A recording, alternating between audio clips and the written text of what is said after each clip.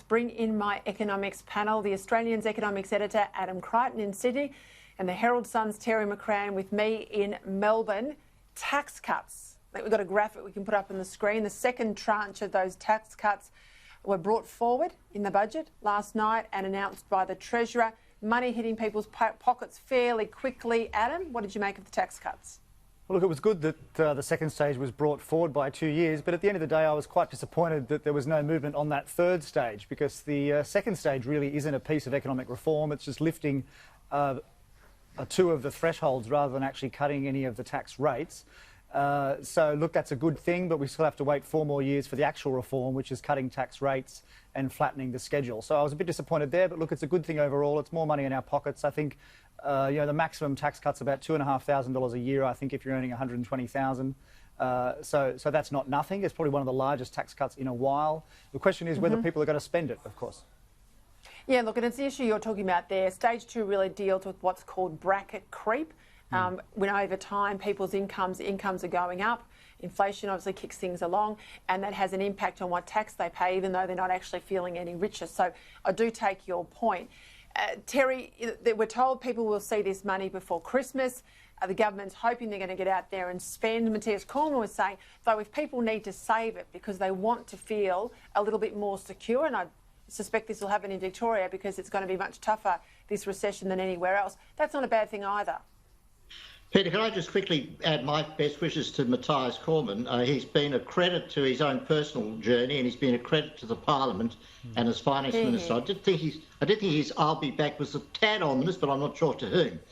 Yes, exactly right, Peter. I think we need to bear in mind that these tax cuts are flying out at the same time that JobKeeper is being wound back. So that there is an offsetting benefit in that, I think, and will tend to mean that they will be spent. Now, obviously, individually, it'll differ from person to person depending on your circumstances. But the idea that that people get these tax cuts and just put them in the bank and it'll moulder away, I think, is a misconception. So the tax cuts are a positive. I agree with Adam. He would obviously have preferred to see the 2024 ones come forward as well. But these do make a significant difference. Unfortunately, I think those 2024 tax cuts are going to be the last ones we see for a very long time. Yeah, I think you're right there. I want to go to JobMaker. I don't like all these job seekers and keepers and makers and whatever, but where we are, we're on JobMaker. But it's a smart policy because there's a whole lot of incentives. $74 billion, instant asset write-offs. Well, business know how that works. That's incredibly important. Some hiring credits, ways to get people who you intend to hire down the track, but you want to get back on your feet a bit more before you do. There's ways that you can bring forward those hires. What did you make of this, Adam? Look, I think it was on balance a good move. It's a 5-year plan. I think most of the parts of it were focused on businesses to encourage them to hire and to boost their cash flow.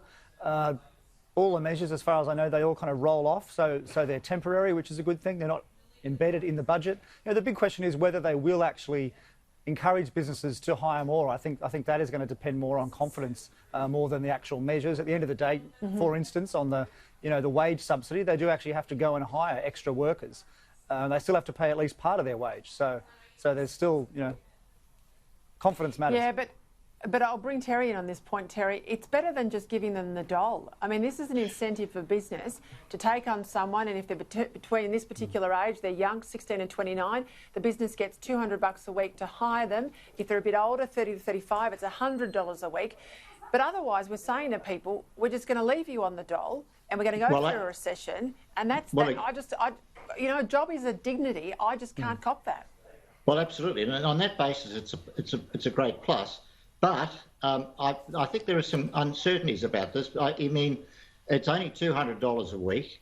Will businesses only employ those people they were going to employ anyway? So in a very narrow sense, the money will be wasted.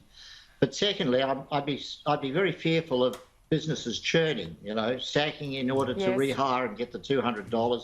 So the management of it is going to be very important. But bottom line, it's something that businesses need because they need all the support they can get through this period of trying to come out of the massive loss of their business and revenues that they've suffered through the course of the year. Yeah, you're right. It's the churn is a big issue, and I don't want to see this somehow be a way to jettison older workers to try and pick up these subsidies. The other problem, Peter, the other question is the way the cut-off at 35. I mean, the age 30. If you're 36, you're not included in it. I mean, it's... Yeah. There's no taper rate on this thing, like there is on everything else. I was going to say businesses do have to demonstrate that they've actually increased their payroll in net terms, I think, to get the subsidy. So that should mitigate some of the churn issue, you'd hope. Just quickly, I've got to go, Terry, but I know you and I talk about migration all the time. Some of these numbers, sure, we're not going to have anyone coming now for a little while, but when we get back to migration, it's going to go through the roof. 200,000 people, come on. Well, that's the number that worries me, Peter, that if we actually go back to that, we're doing the wrong thing.